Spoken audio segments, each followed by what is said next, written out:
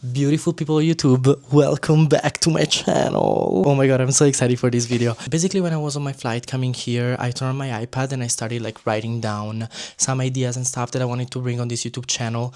And one of the things that I really wanted to do was a playlist. No, it's not a playlist. It's basically like a series. Let's call it a series. We're basically wanting to tell my whole story from when I started practicing sports until the point that I started doing ballet, my academy years, how I got a job, and finally how I became a soloist at San Francisco Ballet. So basically I wanted to tell my whole ballet story divided in parts because it's long and there are a lot of things to say. If you're watching this video, thank you so much for clicking on it. I just started YouTube. I have just a couple of videos out regarding my trip to LA, and I think you can just like get into it. In this part one, we are gonna talk about how I got into ballet, everything up until my first ballet class, and then we're gonna stop it there. Did I start ballet like most kids when I was 3 years old? No, I didn't. A lot of kids in my elementary school, especially in Italy, as you can imagine, were playing soccer. All of the boys were obsessed with soccer. Every time there was like the hour break in the afternoon after lunch, everybody was playing soccer. Was I? Absolutely not. I was walking around pretending to be a Pokemon trainer and fighting all of the gyms. So yeah, I wasn't playing soccer. But outside of school, definitely one thing that I was doing, especially in the summer, I'm not gonna lie, was tennis. I just simply loved it. This started about when I was like 6 years old, which is like basically kind of like when you start going to elementary school. I carried it through until I was 12, maybe 11. So during the year, there would be like a lot of competition, a lot of like regional competitions around the north of Italy. And I would take part to a lot of them. And I'm not gonna lie, like I was kind of good. Like I was not bad. A little bracket. There was like a moment one day, I have no idea what happened. I was basically at school, you know, like all of the kids were like playing soccer, as I said before, and I was like, you know what, like today I kind of feel like it, let me just try it. And I tried to like play soccer with the guys. Literally, do not ask me what happened. I came out of that game that I did one day 20 minutes, and in my head I was like, Mom, I really think that like my vocation, I don't know if you call it like that, like vocation, like I'm made for soccer. I was like, Mom, like I know I'm playing tennis and like blah blah, but I was like, Mom, like I'm made for soccer. Like you need to let me try it. My mom was already like, dude, trust. You're not made for that. But I was so sure. I was like, no, Mom, like I swear, like please, like let me try it. I really think like I'm made for it. Like I'm so good. Like I was playing with guys that do soccer every day practice, and like I was able to like get around them and like score a goal. Like please, like let me try. I swear I'll be so good at it. My mom, after me begging for how many days, and I have no idea why, she brought me to a soccer, I want to say rehearsal, but it's not a rehearsal. Soccer practice.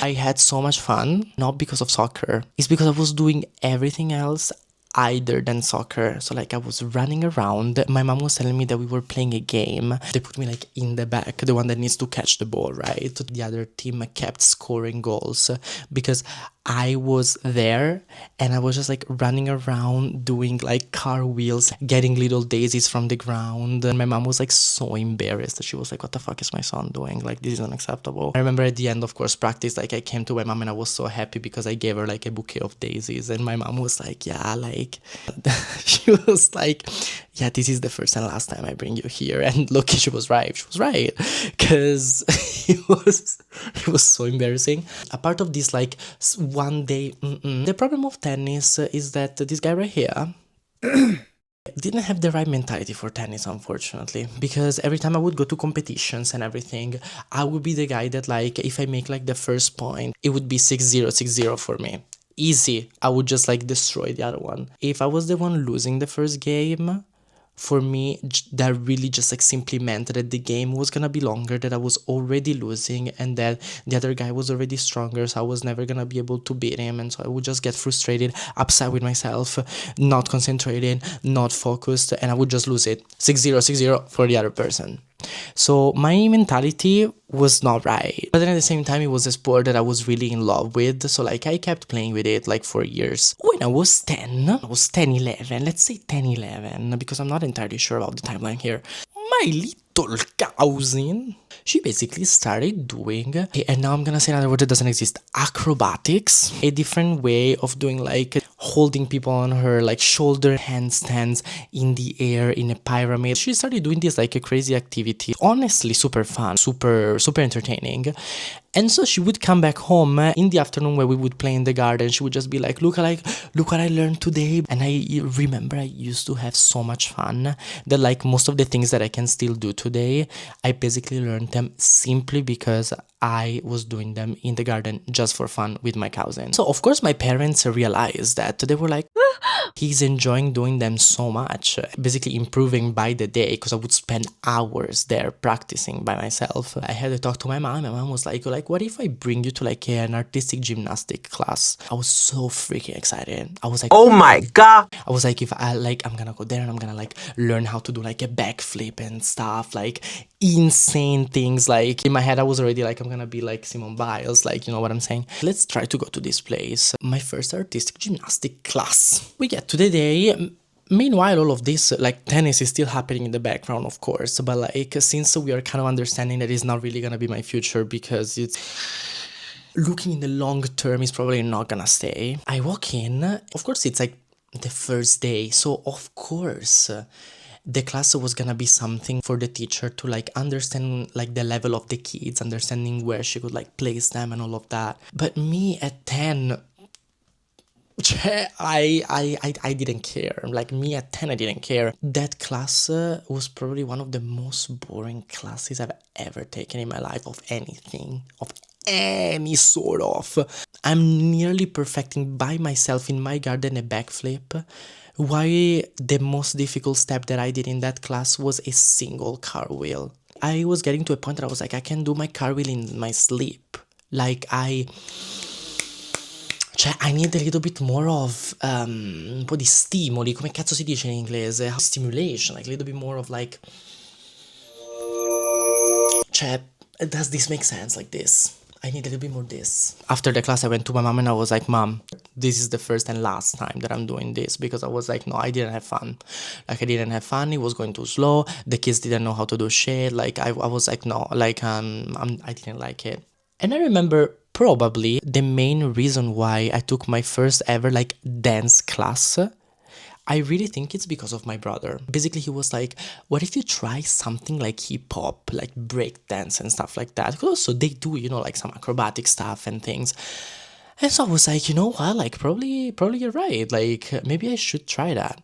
And this school called Arte Danza Novara popped up. And so my mom was like, okay, you know what, like, why not? Let's just bring my son there and let's see what happens. And I took my first class.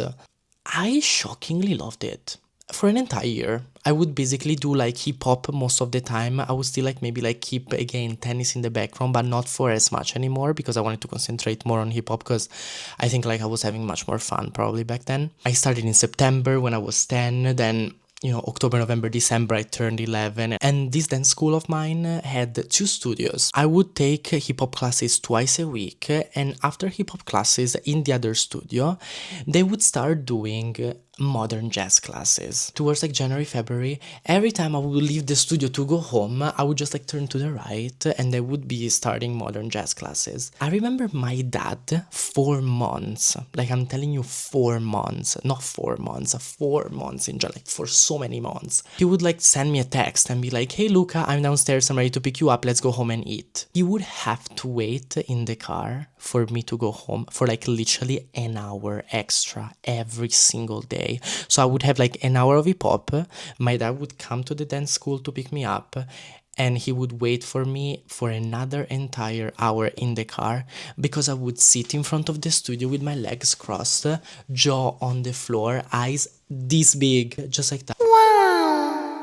Because I would just like look at the modern jazz class that was happening in front of me and I would just be like, wow, like this, it's the most beautiful thing I've ever seen. The whole like modern, like, you know, like the classic like diagonal of grand battements to the front and the side and the back and like pas de bourrée pirouette, passant dedans. From April, we were starting to get ready for the final year performance. The director of the school where I was going at was also the main teacher for modern jazz classes. She had noticed in the past months that I would just like be sitting in front of the studio like looking at her class. And she basically told me, she was like, well, I see that like you're loving watching modern jazz classes. Why don't you just come and try and see how you like it? Because like instead of just like spending an extra hour every day just looking at the class, why don't you just like come in and try it? From the next season I was like, okay, like next season I'm still gonna keep doing hip-hop because I was having so much fun doing hip-hop, but I was like, okay, let's just also try to do like some modern jazz, let's see how it is.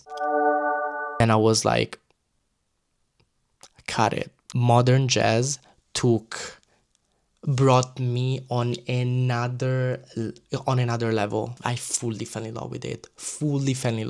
I really would say that was like the beginning of everything. Like after that, after discovering that, I really wanted to get serious about it, and so hip hop was cut and tennis was cut. I am totally and extremely grateful for my parents because they were not the parents that obliging me to do what they wanted me to do and had crazy opinions on what their son had to become, had to do, you know. My parents were really open to be like, what does he like to do? Does he like to do that? Okay, then we're gonna bring him there and let him try it and see if he wants to do it in a long term.